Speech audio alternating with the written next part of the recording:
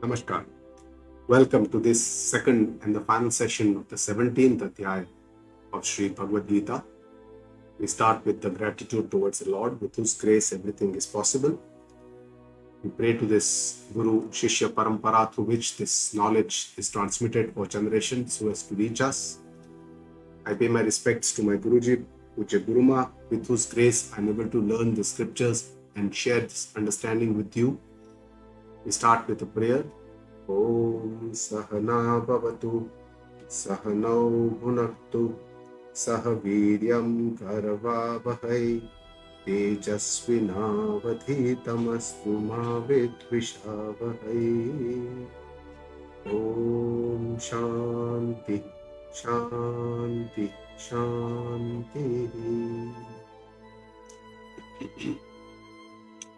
So 17th Adhyaya, as you know, is the Shraddha Traya Vibhaga Yoga, meaning yoga means communion with the Lord, with the God, with Shraddha Traya Vibhaga, with the understanding of the three types of Shraddha, faith. And Bhagavān is trying to tell us that Shraddha, faith, forms a very, very important part of our life. It forms actually the foundation of our life, may it be the worldly life or may it be the spiritual life. And our modern psychology tells us that faith leads to our belief systems, and this ignites the thoughts, the kind of thoughts that we have, and this brings us into action and forms our behavior and our personality. In essence, all that we do, our entire life, all our actions, all our activities are related to the faith. Today we are learning Bhagavad Gita because we have faith that whatever Lord Krishna is telling us in the Gita Ji is something that is going to help us in our life, which will elevate our life and take it to a better understanding. With more understanding, if I live the life, I'll be more happy. And that's why with that faith, we are pravrutta, we are inspired into learning Bhagavad Gita. Bhagavān here talks about the three types of faith, the Sātvik, the Rājsik and the Tāmsik. And summarizing the first session of the 17th Adhyaya, the first shloka starts with Arjuna's question. He asks, for those who don't know the scripture, but those who still have faith, what is their nishtha, what is their commitment? And Bhagavān answers that there are three types of faith. Arjuna first tried to understand the Sātvik, Rājsik and Tāmsik. Once you understand these three faiths, you will know what kind of nishtha, what kind of commitment that person has, because according to our faith is our commitment. And in the third shloka, Bhagavān talks about the role of faith in our human life, Sattvanurupa Shraddha. That Shraddha comes from the Sattva, the Antakarana, the Sanskaras that we have since Aneka Janma, with so many lives. And Shraddha Maya Ayam Purusha, the human beings are filled with a lot of faith. Faith is like a very sukshma bhava, and it is in our emotions, our feelings. And that is what Shraddha Maya, we are full of Shraddha, and that is how we live our life. And then in the fourth shloka, Bhagavān mentions how this Shraddha is manifested in our life. How do we know who is Sātvik, who is Rājsik, who is Tāmsik? He says, Devan Yajante Sattva, whereas the Rājasik people, they devote or they worship the Yaksha and the Rakshasa, whereas the Tāmasik people, they worship the Bhut and the Preta yonis. And in the fifth and the sixth shloka, Bhagavān talks about Ghor Tapa. Even a Sātvik karma like Tapa, if it is done with extreme bhavana, where Karshayanta Sharirastham, Bhagavān says that if it destroys not only the body, but it pains the Antaryami, I who is living inside the body, that extreme path is also not good. Bhagavān always talks about the middle path, Samatva Marg. And then in the next three shlokas, 8 to 10, Bhagavān talks about Ahara, because food becomes important part of our life.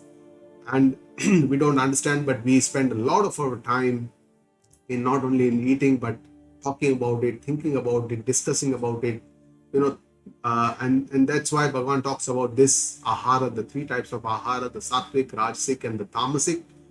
In essence, he tries to tell us that we should go from more Tāmsik to Rājsik, from Rājsik towards Sātvik Ahara, because that will also determine our mind, our state of mind, and that will help us on this path.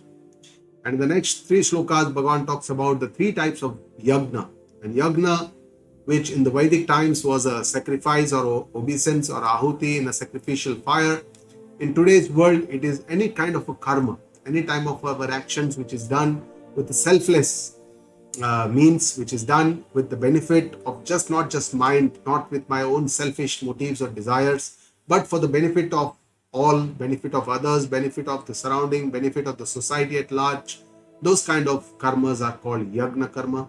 Bhagavan talks about three types of karma here: Sattva, Rajas and Tamas. And then Bhagavan talks about the third type of karma that we do, that is called the Tapa karma. Tapa is ultimately, it's the penance or it's some kind of austerity which is done. Essentially, it is done with our own ichha, it is done with our own desire. It is not by force, but by our own desire. We do some kind of a restraint, some kind of a control, some balance in our life. Say, for example, people do Ekadashi, that means they fast on the 11th day of the moon calendar. Some people do Somavara, they do one time fast on a particular day, like a Somvar or a Guruvar, based on their faith. And these are the kind of tapa, this is kind of austerities. And then there are people who do much more intense tapa. Bhagavan says that there are three types of tapa: Sharirik, Vachik and Manasik. Those which are done with the body, those which are done with our words and our speech, and those which are done with our mind and our intellect. That is called a Manasik tapa. So let us just recapitulate the first sloka. Arjuna's question: Ye Shastram Vidim Utsruchya, means one who works or does all his activities yajante devoid of all the rituals that are shown in the scriptures. The Trujya means त्याग करके, विधि, शास्त्र विधि का त्याग करके जो हम करते हैं कर्म. But this is Shraddha Anubhita, which is done with a lot of faith which is there. O Krishna, Tesham Nishta Ka Krishna, what is their faith? What is their dedication? What is their commitment? Sattva, Rajas or Tamas. Essentially, Bhagavan is telling us that Sattva is the Daivi Sampatti, Asuri Sampatti is the Rajas and the Tamas, that Bhagavan has already described in the 14th and the 16th Adhyaya in details, the Triguna and the Daivi Asuri Sampatti Adhyaya. And this is our understanding that Sattva is the Daivi Sanskaras, or the Daivi Sampatti is the Sattva Guna. And he wants us to come from the Rajas, Tamas to Sattva essentially. And then finally the goal is to transcend the Satya and go to Nirguna and Nistray Gunyo Bhavarjuna. He has already said this earlier. Bhagavan answers and says, does not tell him that what is the Sātvik or Rājsik or Tāmsik commitment, the question that Arjuna had asked. But Bhagavan, instead of answering to his question, he says, understand, Arjuna, that there are three types of faith, and all these faith in humans are because of their Swabhavaja. Swabhavaja means it's because of their innate nature. It's because of their antakarana, which is filled with the sanskaras of so many janama, whatever all karmas we have done in our past lives and in this life, that determines what kind of nature, what is our upbringing, our teachers, our parents, what kind of values have been inculcated in us. Based on this becomes our Swabhavaja, that becomes our nature. And accordingly, we have preponderance of some of these Sātvik, Rājsik and Tāmasik. Most of us have combination of all this, but some people have in certain areas we have preponderance of Sātviks, in some areas we have preponderantly Rājasic, passionate workaholics, and in some areas we have some lazy, and we are not lazy in certain areas. This is a Tāmsik tendency which gives rise to this kind of tamas. Bhagavan says, Eti Tam Shrunu, you listen to me. Arjuna is already listening to Bhagavan Shri Krishna. What he has talked about so far is already listened. But when Bhagavan again says Tam Shrunu, means you listen with attention, you listen carefully. This is very important for your life. Bhagavan is going to tell us all these things which are important in our day-to-day life, how we can realign all this so that we can actually attain to that bhakti talked about in the 12th Adhyaya, to that Gnana which Bhagavan has talked about in the 13th Adhyaya, to that Paramatma Tattva, that Shuddha Purushottama Yoga that Bhagavan talked about in the 15th Adhyaya. How can we reach to this? And Bhagavan is showing us all these ways, different types of, in this Adhyaya is talking about all these different life-changing maneuvers, or you can say methods that we can employ in our life, day-to-day life. We've already shown that in the 14th Adhyaya, the 16th Adhyaya, now in the 17th and the 18th Adhyaya also is showing a lot of these kind of changes that we can make in our day-to-day life so that we can progress more towards the Sātvika and then finally to our ultimate goal of life. So in the next three shlokas, Bhagavan talks about the three types of tapa. Before talking about the Rājsik, Tāmsik and the Sātvik tapa, he talks about the three tapas that we have done through our body, through our speech or our words, and through our mind. So first he is describing, Bhagavan Shree Krishna is describing the Sharirik tapa, which is austerity of the body. Shariram tapa iti uchyate. He says, Deva Dvija Guru Pragne Pujanam, worshipping the gods. Dvija. Dvija means the twice born. Brahmins are called Dvija because they are born twice. Once when they take birth and the second time when they took the Yagna Pavita Sanskara.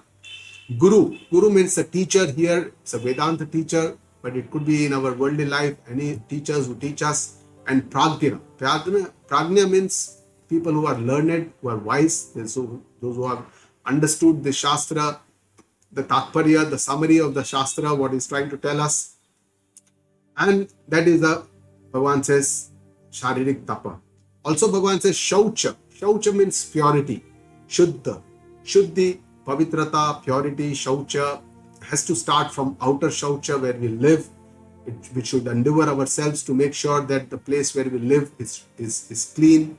Our desk, our life, all our surroundings, our asana, our body, all this should be Shuddha, and then ultimately then we have to go to Antakarana Shuddhi, inner cleanliness, purity of our mind, our intellect, our thoughts, our emotions, all this, and this is Shaucham, that is also a bodily austerity, which is a Sharirik tapa. Next, Bhagavan says Arjavam. Arjavam, Bhagavan has already talked about this in Daivi Sampatti also, simplicity, oneness in our thoughts, our mind, our actions, our speech, all this is a simplicity, even being gentle in our work, in our life, in our day-to-day work, in all our activities, that is also Arjavam.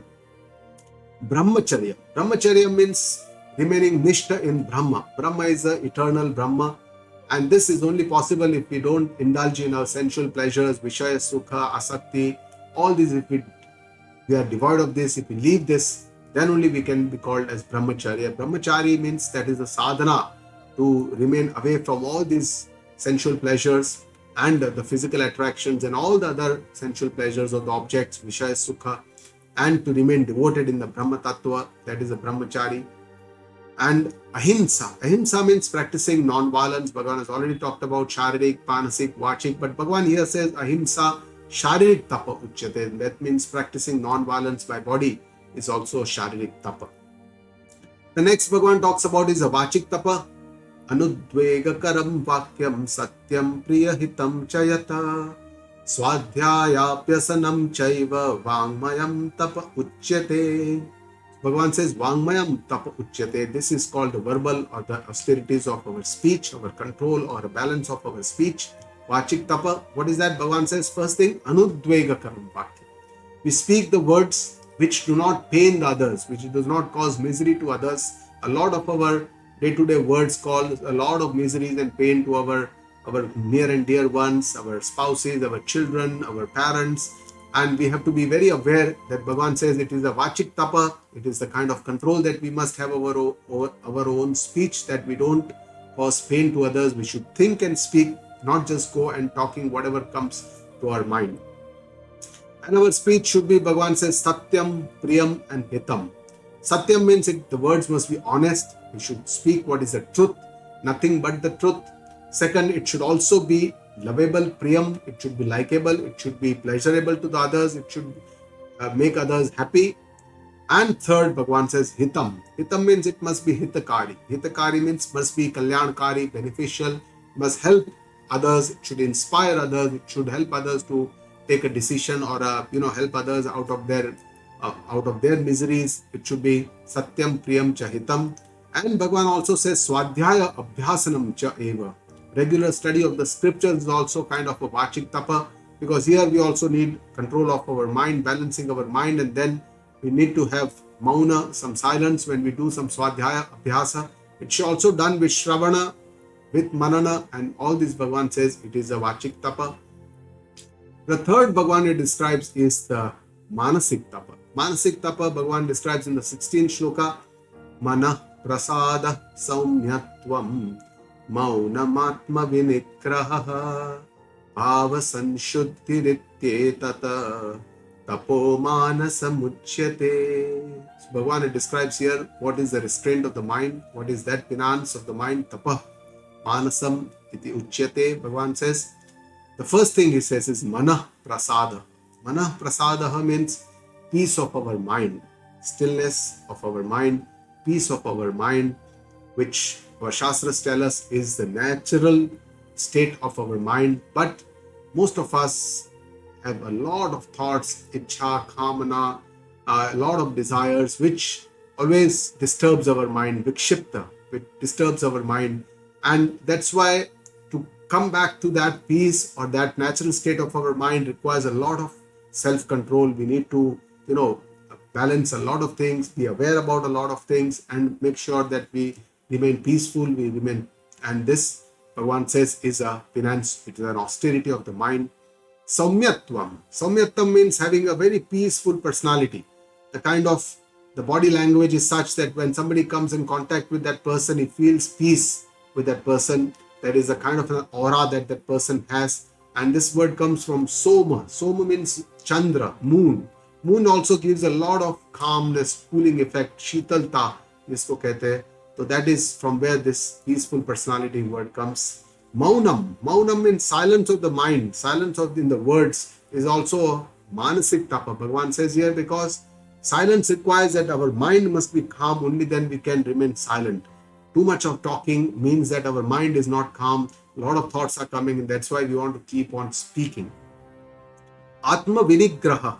That means to be aware about our thoughts, our decisions, our actions. And this is kind of a Mānasik Tapa. And Bhagavan finally says, Bhava Sanshuddhi iti etat. Bhava Sanshuddhi means having purity of our inner mind, our emotions, our feelings. All this Sanshuddhi, Antakarana Shuddhi is also Bhava Sanshuddhi. Bhagavan says it's also restraint of our mind. Only with the restraint of our Indriya Sanyama, our Mana Sanyama, we can develop this Bhava Shuddhi. Otherwise, it is very difficult to attain this. So, Mana Prasadam, Bhagavan, when he says peace of mind, can only come by self-control. Yes, in our regular life, though it's a natural state, but it can only come by the self-control. And this is a very, very important endeavor on the spiritual path, to take care of my mind and my intellect more than my body. Normally, in our worldly affairs, we take care of our body, but we don't give so much of attention to our mind and our intellect. And we must realize that mind actually is the master. It is the main controller of all our actions, behavior.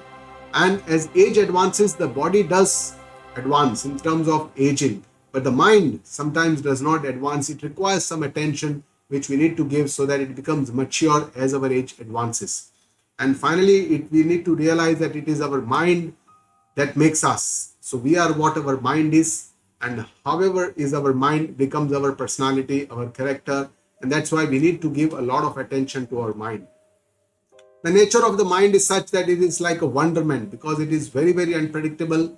We're just sitting silent at a moment and the mind will go, the thoughts will go to somewhere else, some thousands of kilometers away.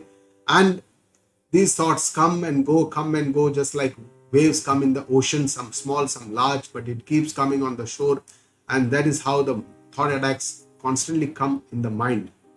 Everybody definitely wants peace of mind, and that peace is such that it should always remain there, which gives us the joy, the happiness or the joy. And that's why we need to take care of our mind, so that it gives us not only peace but infinite joy, the eternal bliss that our Shastras tell us, which can come if we contemplate on our mind, go deep within. That is where the stotra, that is where the strot of the waterfall of the peace is already there. And that's why we need to balance our mind, which is definitely not an easy task. We can remain happy in all the ups and downs of life and all the different situations of life. Some are the states which we may not like. Some are the things where it gives us a lot of pain, misery. But in all this, if we can remain the same, it is definitely requires a lot of vichar, viveka, a lot of new understanding which our Shastras, Guruji can tell us. And then we have to do a lot of self-observation, improve on ourselves, and that is the journey of our life. So Guruji tells us many ways how we can control our mind. The first step is to practice not to change what I cannot change. Most of the times what we do in our life is we try to change others, where we have no control over others, but we always tell you should do this, you should not do this, and that is how we are constantly focused on controlling others.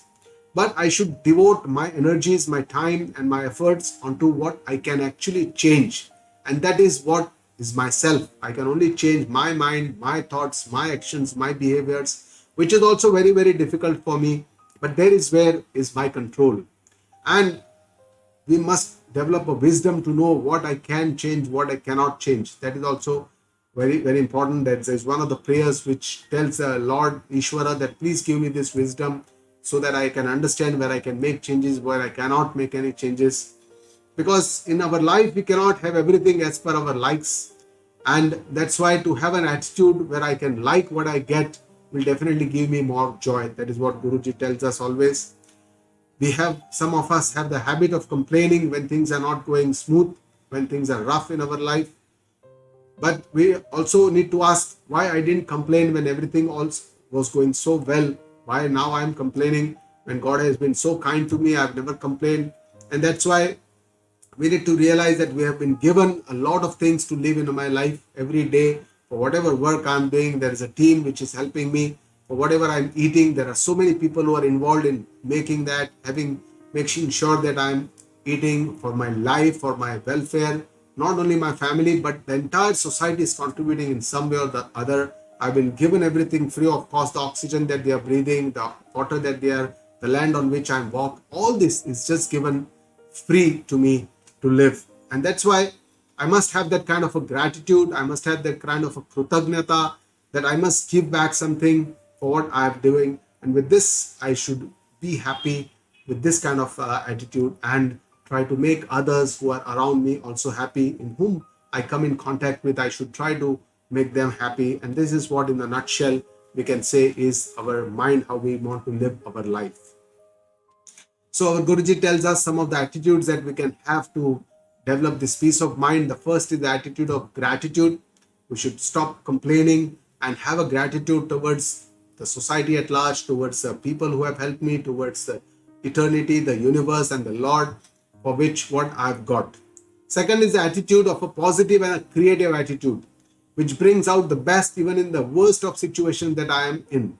So I should see the positive aspect. I should always see that this darkness is going to pass one day. There is always a light at the end of the tunnel. And this kind of a positive, creative attitude makes people successful and happy in life. The third attitude is to have a surrender to the immense supernatural power. We generally don't tap into this immense power that is there. We generally feel that we will be able to manage everything. But if we do prayers and connect ourselves to this immense power that is around us, this energy, then definitely it will help me to get through this rough period of my life. Acceptance of what is given to me, what I receive as a result of whatever I have done so far, and all these acceptance, a sharanagati in our karma phala, in whatever we are receiving, that definitely helps us. This is a very, very useful attitude to have peace of mind. And finally, being a witness to this very grand drama of life that is unfolding in front of us, being like a spectator rather than getting attached to a lot of things, a lot of objects, a lot of people around us, and then having more pain and miseries. Instead of that, why not witness this beautiful film that we are seeing, some kind of a drama that is happening? Being a sakshi to this, being a spectator to this will definitely help us to reduce our anxieties, our stress, our tension, and definitely help us to attain more peace of our mind, become mana prasada, that Bhagavān says is the manasik tapa. Other attitudes that we can have to have peace of mind is to live in the present moment, not to brood about our past, not to think or have anxieties about our future. Do not postpone our good resolutions for life change. Whatever good we want to do, we should try and implement that so that we can gradually, step by step, elevate ourselves, change ourselves for the better. And this change always happens very, very slowly. And that's why it may not be immediately perceptible, but we need to be on this path constantly and gradually making changes and continuously keep on improving. Having an attitude that even then I'm happy. This kind of a small slogan in our life, will be mein khush. In Gujarati it is called chata hu khush. Whatever happens to me, whatever situation I have, whatever I'm in, whatever state I come to, even then I have to be happy. In whatever I have to see the positive part, seeing the, having the faith in the supreme divinity, that anything happens to me is for the betterment of myself. That kind of faith we can give from this kind of a small slogans. Our psychology tells us that we should try to share with others if we want to have peace of mind, but our Shastra scriptures tell us that we should talk to our mind, cultivate a kind of our relationship with our mind. Like a child, we can treat our mind, and sometimes like a friend, we can treat our mind. Sometimes we can even, be strict with our mind. And this is how we can, if we can develop a kind of relationship, Guruji tells us that this can help us to attain a peace of mind. That realization and that understanding that comes out of experience, that wealth can only give comfort, it cannot give happiness and peace. We can see this around us in the world, that people who are very wealthy, all of them, most of them rather, are not happy, because wealth also brings us a lot of other problems, quarrels, issues, differences, and lots of issues. That's why wealth has a limit. It can only give us comfort, it cannot give us happiness. And in Gita ji, Bhagwan prescribes the way we can have the ultimate peace of our mind. He shows us the Karma Yoga, the Bhakti Yoga, which can unite ourselves with Supreme Divinity. And this can give us the eternal peace of mind, which can only come with the self-realization, the, feeling the Aikya with God attainment. With this kind of a self-realization, we can attain the ultimate peace of our mind. In the next three shlokas, Bhagavan describes the three types of tapa, the Sātvik, Rājsik, and the Tāmsik Tapa. First, it describes the Sātvik Tapa. Sātvikam Tapa Parichakshate Shraddhaya Paraya Taptam Tapastatvi Trividham Naraihi Aphalakankshibhir Yuktaihi Sātvikam Parichakshate. Sātvikam Tapa Parichakshate means this is called as a Sātvik finance or the austerity. Tat Trividham Naraihi. These three finances, what Bhagavan has already described, the Sharirik, Manasik, and Vachik. The tapa with the body, done with the mind and with the words. All these three finance are Sātvik. Bhagavan says, if they are done with Shraddha, with Shraddhaya Paraya Taptam, which are done with utmost faith, and Aphalakankshibhihi Yuktaihi, which are done without the desire for the fruits or the results of the action, that I'll get something out of doing this tapa, just for doing, for our own self-control, for our own self-restraint, or for the eternity, rather than having some kind of a kamana that I'll pass in the exams, I'll do this tapa, if I do this tapa, I'll pass or I'll get this kind of a fruit. All this are not Sātvik Tapa.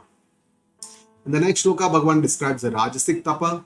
Satkaramana pujartham tapodambhena chaivayata kriyate tadiha proktam rajasam chalamatruvam. Bhagavan describes the Rājsik Tapa. Rajasam Tapa tat iha proktam. This is called the Rājsik Tapa when it is Satkara Mana Pujartham cha.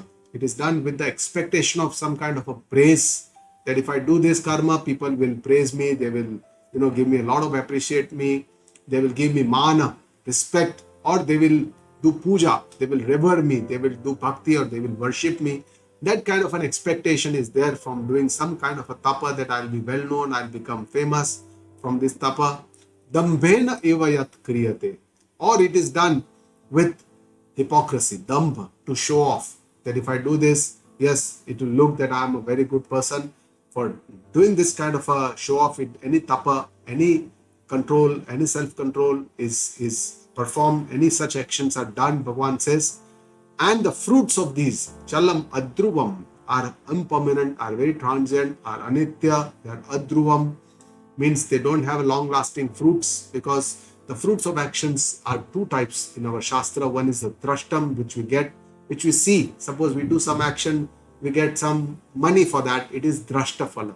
Means it can be seen, it can be visualized. But there is a adrashtaphala, and this is called the punya or the papa, which cannot be seen, which remains in the kind of bhava that we do with this karma. What is our bhava? Is it Sātvik, is it Rājsik or Tāmasik? Based on this, we can this kind of a adrashtaphala also.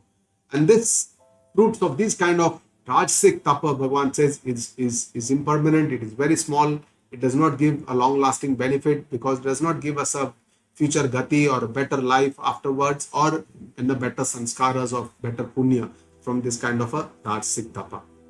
In the next shloka, Bhagavan describes the Tāmsik tapa. Mudha grahenatmano yata pīdaya kriyate tapaha parasyotsadhanartham va tat tamasam udahyutam. Bhagavan says tat tamasam udahyutam. This is called the tamasic finance or the austerity, which is done mudha grahena atmana, which is done with mudata. Mudata means obsession, some kind of a jid or duragra, that I must do this, I want to do this, this is my obsession, which is done without kind of thinking, thought, vichar, vivek, awareness. It is done without much kind of a thinking, awareness. Yat pidaya kriyate tapaha. Tapa that gives pain to the body, not just to my body, but parasya utsadhana artham va. Purpose of which, artham means purpose, is to give parasya. Parasya means to others, utsadhana, some pain, miseries, anguish. And all this if we give to others, this kind of a tapa, where we want to do something, we don't think about the others, we just say, no, I want to do this, I will keep on doing it, it causes pain and misery to others, disturbance to the other family members, to the other people around us. This kind of tapa, Bhagavan says, is Tāmsik tapa. Has already told us that don't go to extremes, don't to sharira karshayantaha. When I'm sitting inside as an antaryami, don't give me so much of krusha. Krusha means emaciating the body or the mind, and Bhagavan is already described all this. Now Bhagavan is changing the topic, is going to dana, and in the next 3 shlokas is going to talk about the 3 types of dana. Dana is also charity, donation, sharing something that we have with others who don't have. This is dana, which is also considered to be a very noble kind of a work or an action, activity in our Shastra, and it also gives us the punya, papa. And Bhagavan is also describing what are the 3 types of dana. What is Sātvik dana, what is Tāmsik dana, what is Rājsik dana. First is described in the Sātvik charity. Tātavyamiti yat dhanam diyate anupakarine deshe kale cha patre cha taddanam satvikam smrutam. Tātavyamiti yat dhanam. This is my duty. I must do it. I should do it. It is like my dharma. If I have this kind of an understanding, and when I do a donation or a charity, if I give or share with others something that I have or I possess, this kind of donation, Bhagavan says, is Sātvik charity. Second, he says, diyate anupakarine. Bhagavan says, if it is done without any expectation of return, that if I give something in charity, I'll get something in return, some betterment, some happiness, some object, or some income tax exemption, or whatever it is. So this kind of an expectation, if I do this charity without this kind of an expectation, it is a Sātvik dana. Deshe kale cha patre cha, which this kind of charity or donation is done in an appropriate place, desha, appropriate kala, appropriate time, right time, and patre, to the right or the deserving or the needy person, to the right person, then only it is called a Sātvik dana. And our Shastras tell us that even when we do donations, charity, we must think where we are giving, when we are giving, some right time. There are some tithi, there are some good times to give donations. There are some appropriate places. Desha also has its own prabhava, tirtha kshetra, mandira. All these temples are places where there is adhik punya of giving donations. And this kind of deserving or the needy people we have to identify where we need to give. That donation should not be wasted, unutilized, or it should not be used for some other purposes. In the next shloka, Bhagavan talks about the Rājsik donation, the Rājsik dana. Yattu pratyupakarartham phalamuddishya va punaha diyate cha pariklishtam taddanam rajasam smrutam. Bhagavan says this is the Rājsik donation. Yattu pratyupakaram artham, which is done with the expectation of pratyupkara bhavana, that somebody will do some benefit to me. If I give something today, then he will help me out. He will maybe help me in my promotion, in my this thing, or whatever kind of a expectation of some kind of a return, benefit of some gain in the return. If this is the bhava, when we do this donation, then it is called a Rājsik dana. Phalam uddishya vapuna. Again and again, if you keep in mind the fruits of the results of the dana, donations, then this is called the Rājsik dana. Diyate cha pariklishtam. Pariklishta means it's done with the klesh. Klishta. Klesh means some kind of anguish, some kind of hesitation. Should I do it? Should I not do it? If I do it, then okay, others are doing it. And I thought, it hurts me when I do it, that I have to do it. Because others are doing it, I need to do it.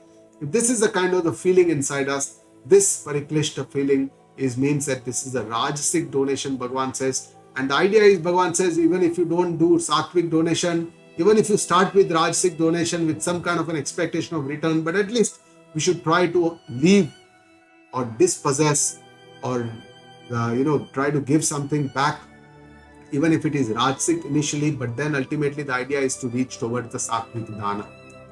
And third type of dana Bhagavan describes in the 22nd shloka is a Tāmsik donation or the dana. Adesha kale yattanam apatrebhyascha diyate asat krutam avagnatam tat tamasam udayutam.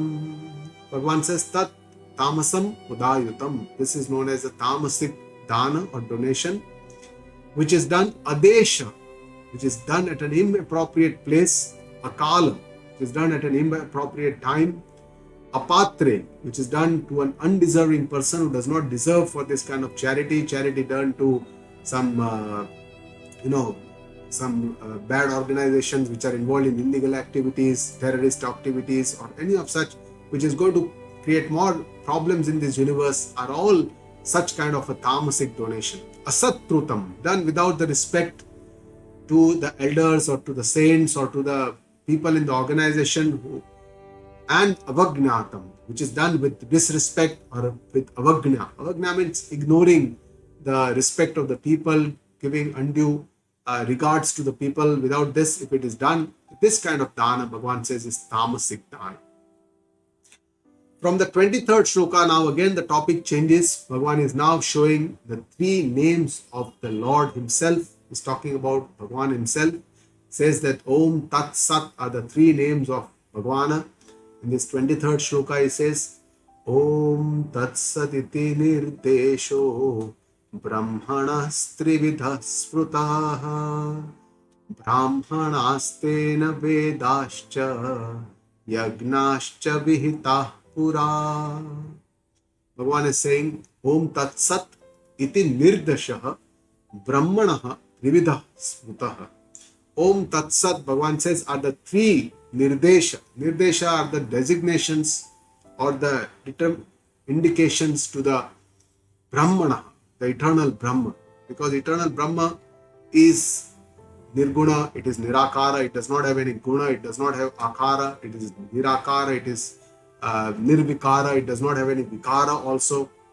So this kind of Brahma cannot be described in words. And that's why Bhagavan says these three words, nirdesha, it only designates or indicates the Brahman. It cannot describe the Brahman properly. Tena pura. Tena pura means from this Brahman. Pura, at the creation of the universe, at that time when the universe was created, Brahmanaha, Vedaha cha, Yagnaha cha, Vihitaha. All these Brahmanas, all these Brahmins and all these human beings, all the races, all the Jiva, even the Vedas and all the Yagnas, everything was created from this eternal Brahman. Bhagavan is saying that this is the eternal Brahma, and this is something that Bhagavan is going to now describe in a little bit more detail.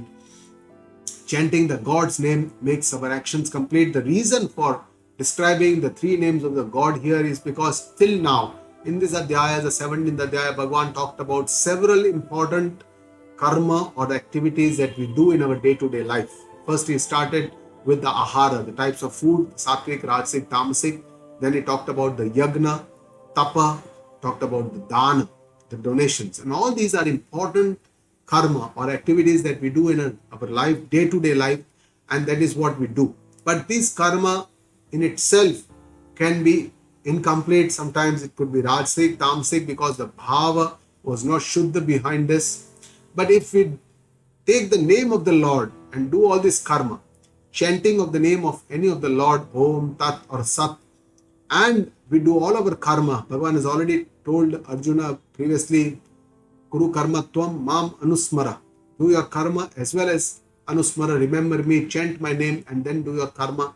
Here again, the purpose of describing this is that if we take the name of the Lord and do all these kind of karmas, then it will make, because Bhagavan is paripurna, is all fulfilled, is perfect. That's why it will make our incomplete karma also, it will make us, all these actions also will become complete by chanting the name of the God. Om Tat Sat iti nirdesha brahmanaha trividaha. Bhagavan says these are the three names of the God which are being described in the Upanishad, where nirdesha, Om, as we all know, is the one word name of the Lord, ekakshari naam Bhagavan ka hai. And chanting these names, it gives us the kind of the saints, especially when they chant Om, they mean acceptance, forgiveness.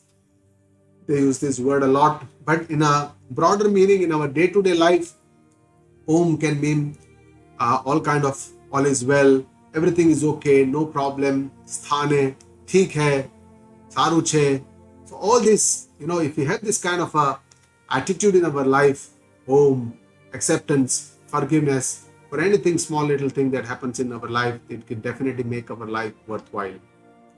So in the next shloka, Bhagavan describes when Omkara is used, when Om chanting is used, who uses this, when they use it, and what happens.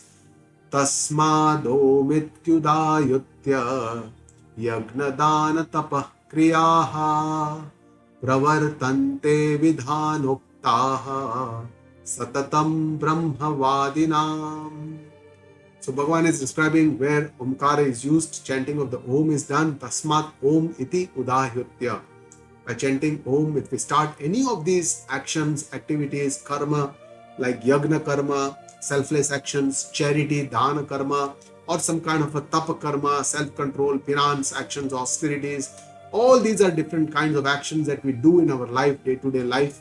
If we do this by chanting Om and Vidhanoktaha, which we do it according to the rituals that is described in the Vidhan, as it's described in the Shastra, in the scriptures.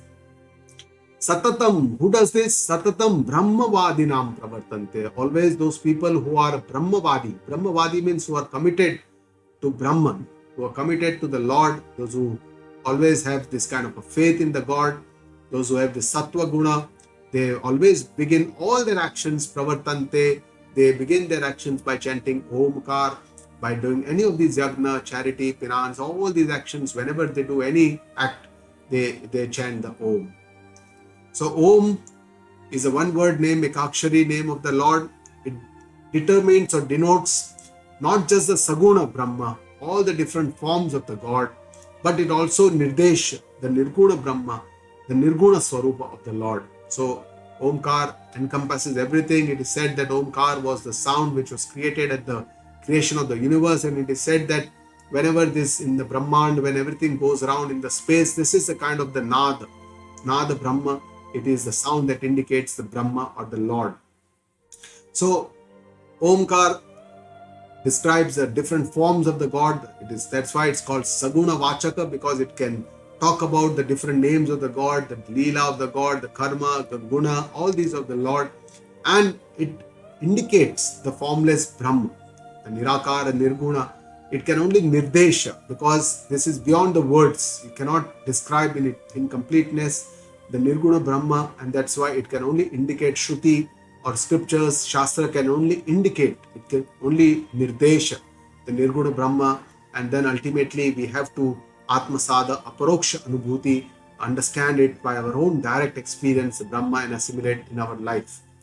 So the three letters of the Omkara, the A, U, and the Ma, the way they are spoken, A is when the lips are a little apart, U means when the lips are rounded, and Ma, when the lips are closed, indicates the three states of our daily experience.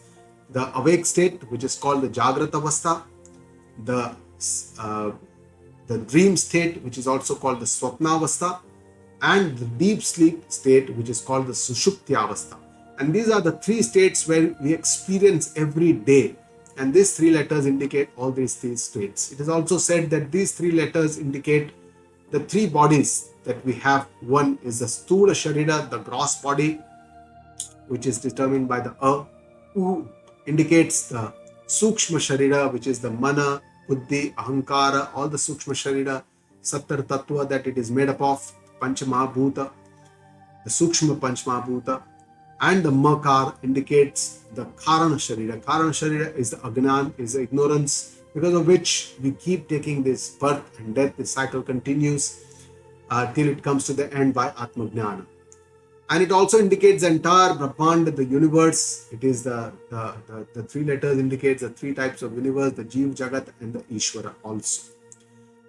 And the Amatra, or the silence after this pronunciation or chanting of the Omkara, silence after the Om chant, it's called the Amatra. And this Amatra indicates the formless or the Nirguna Brahma. And that's why the Om includes all the Saguna as well as the Nirguna Brahma. And saints and the wise and the learned people, they always use Omkara for chanting or for speaking during any of their work or activities in their life during their chanting. And it essentially means acceptance of what is, whatever is, and essentially means forgiveness. In the next shloka, Bhagavan talks when Tat word is used. Tat is another word which indicates the Nirguna Brahma, the eternal Lord. Tadityanabhisandhaya alam yagna tapa kriyaha dana kriyascha vividhaha kriyante moksha kangshibihi. So tat iti anabhisandhaya phalam. By connecting to the Lord with tata, smarana of the Lord, we connect with the Lord by tat, ucharana. That also means acceptance, samarpana, surrender, bhavana. Ana abhisandhaya phalam, without any expectation of the result. This in the Karma Yoga, when Bhagavan has described the prasada buddhi, that there is whatever comes to me is like a prasad of the Lord. I do it just for doing it as my kartavya karma. All my actions like the yagna, tapa, kriya, dana, vividha, all the activities or actions or karma that I do in my lifetime or in my daily life, all these actions, if they are done by connecting to the Lord, by doing his smarana, by chanting his name, Tat, without the expectation of the result. And this is done by people who moksha kangshipihi, those who want to be free from the samsara chakra, they want to be liberated from this by, of course, and this is only possible by Atma Jnana. So for this Tat word is used. We recollect here that Tat is also used in the Mahavakya. Mahavakya gives us this Aikya Jnana, the final Jnana through which we can attain the moksha. So moksha kangshibihi, for them Tat, here word in Tat, Tvam and Asi, which are the three pada of this Mahavakya. The Tat pada stands for Paramatma Tattva. The Tvam pada stands for the Jiva, because Tvam means when the Guruji says Tvam Aham, we have to understand this is for us. And Asi is the Aikya pada between the Jiva and the Brahma. And this Aikya or oneness with the Jiva and the Brahma is only possible by our Atma Swarupa. It is not possible by Upadhi. Upadhi, if we think about the Upadhi, we have this body, Sharira, Sthula, Sukshma, all these Upadhi. With this, of course, we cannot never become one. With this understanding, we can never become one with the Lord. But if we look at our eternal self, our real fundamental self, our Atma Swarupa, with this Swarupa is the same as that of the Lord. And this is how Mahavakya gives the Bhed by Vachyartha. That means by the words it will show the differences, the Upadhi Bheda, and by Lakshyartha, by the Nirdesha, by the indication, it will show that underlying Swarupa is the same between the Jiva and the Ishvara, and that is the Aikya Gnana that we can understand. And then in the next shloka, Bhagavan describes where Sat Shabda is used, where it is not Prayuchyate, Sadbhave Sadubhave Cha Saditye Tat Prayuchyate Prashaste Karmani Tatha Sat Shabda Partha Yuchyate. So where the third or the Sat Shabda, Bhagavan talked about the three Shabda, he described the Om, Tat, and now he's describing where the Sat Shabda is used. Sadbhave. Sat word is used to determine, to show the existence of everything, of all these that is there in the world. because we say when we describe this is the computer, this is the presentation, this isness. Is means asti, the bhava, the existence. And in the Sat, Chit, in the Anand, the Sat stands for that existence, that isness that is there of all the things in this world, all the beings in this world. They are, that is means they exist. So this existence, Sat, that is isness, is all because of the Lord. Sadhu bhavecha. Sadhu bhav means sadhus are all involved in good actions. They have sadbhava, they have satkarya, they do good work with their good intention. So that is called satbhava or satkarya. Prashaste karmani tatha. They are involved in noble selfless actions, which is karma yoga that Bhagavān has described. Prashaste karmani, there is nothing in expectation, that we don't want anything in return. It is all selfless actions. Sat iti etat prayujyate. The word Sat is used in these ways, Bhagavān says, for describing the existence, the sadhu bhava, and the determining the Sat karma, the noble selfless actions. So when we help others, we inspire others, we be compassionate to others, we become one with the divine, because this is the Sat that and Sat is where the divinity is, because Bhagwan ka jo swarup hai, wo Shuddha Sattva swarup hai, and that is where we can connect. When we feel happy, we become happy and feel with one with the divinity. So coming to the end of the 17th Adhyaya, Bhagwan is now summarizing this Adhyaya in two shlokas, the 27th and the 20th shloka. Initially in the 27th shloka, Bhagwan says that all these Yagna, Tapa and the Dana Karma that is described so far, which are of three types, the Sātvik, Rājsik and the Tāmsik, when can they be called Sat? And in this 27th shloka, it says, Yagne tapasi dane cha sthiti sadditi chochyate karma chaiva tadarthiyam saddityeva bhidhiyate. So Yagne tapasi dane cha sthiti sat iti eva abhidhiyate. The commitment, the nishtha, in all these selfless actions like the Yagna, Tapa, Dana, all this, Bhagwan says, can only be called as Sat. When can it be called as Sat? Bhagwan says, Karma cha eva tat arthiyam. Tat arthiyam means when all these karmas, when all these activities are done for the Paramatma, for the Almighty, done for some good intentions, for some noble activities, some noble intention, Ishwararparan and Bhavana, jo Karma Yoga is already described in Karma Yoga, tat arthiyam. And then only Sat iti cha uchyate. Then only all these karmas, the Yagna, Tapa, Dana, all these karmas can be described as Sat when all these are done for Tat Arthiyam. So when a person is filled with Sat, he is definitely connected with the divinity, because that is where Sat Tattva is in abundance. And the final shloka, the 20th shloka, Bhagwan describes when all these karma or all these activities are Asat.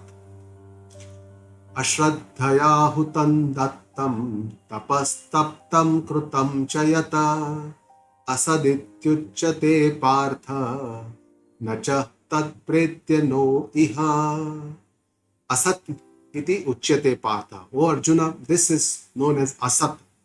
When all these hutam, dattam, tapa, taptam, all these karmas of giving obeisance, ahuti, yagna karma, the dana karma, the donations, charity, the tapa karma, the penance or the austerities, all these are done without the faith, ashraddhaya krutam. That if all these are done without the faith, Bhagwan says, then these are all asat karma.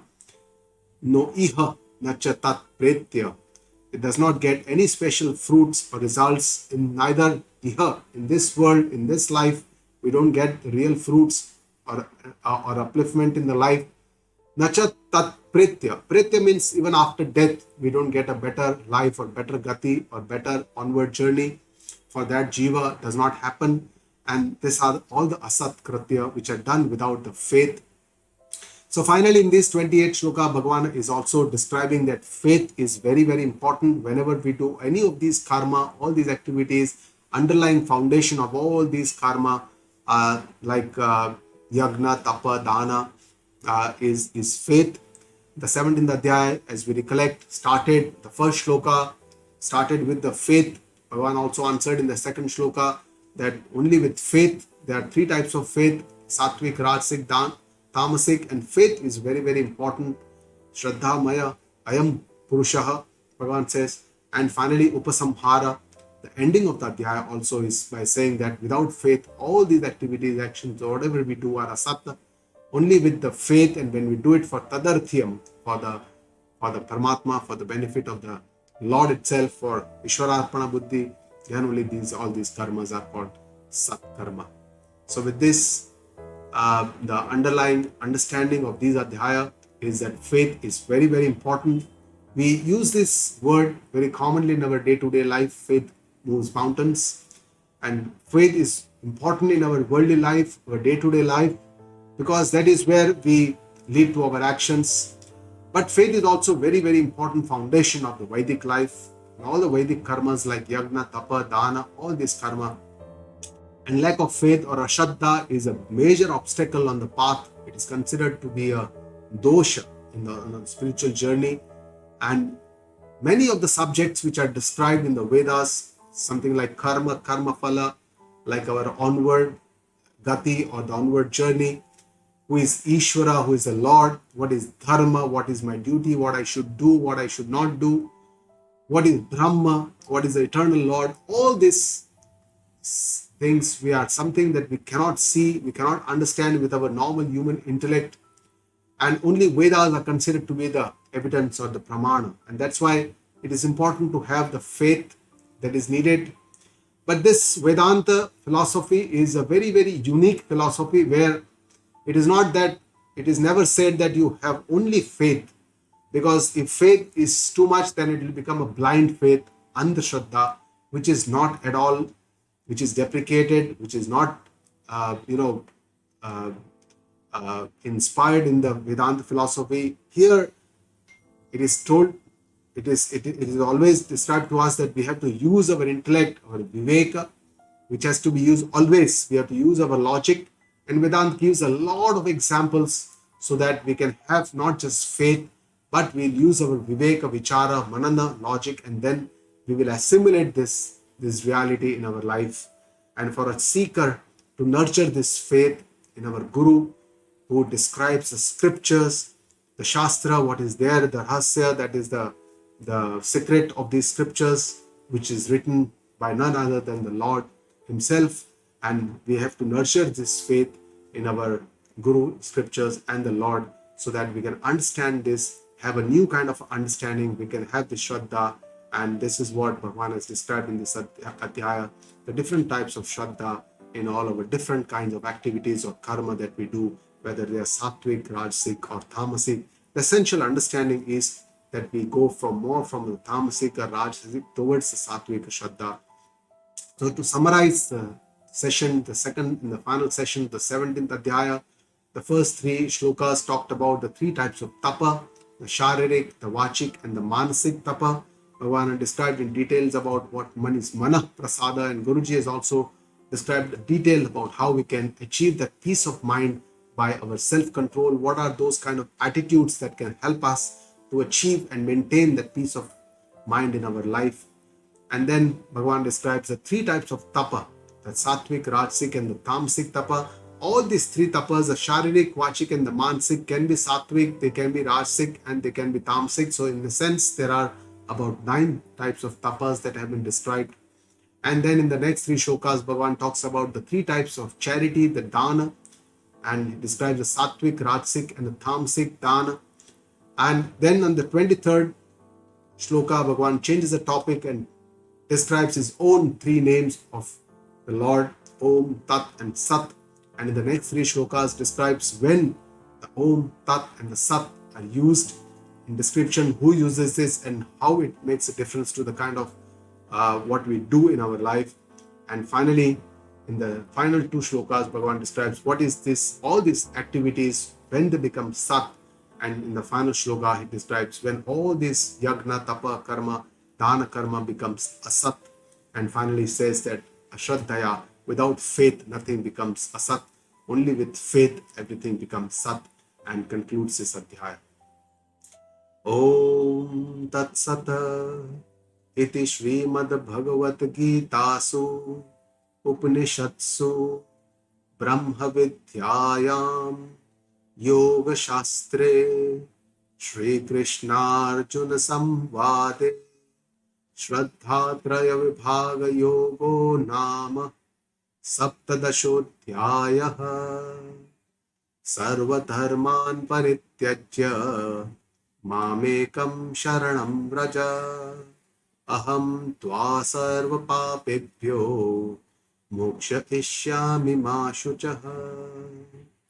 ॐ गुरु ब्रह्मा गुरुर्विष्णु गुरुर्देवो महेश्वरः, गुरुर्साक्षात् परः ब्रह्म, तस्मै श्री गुरुवे नमः। ॐ पूर्णमदः पूर्णमिदः पूर्णात् पूर्णमुदच्यते पूर्णस्य पूर्णमादाय पूर्णमेवावशिष्यते।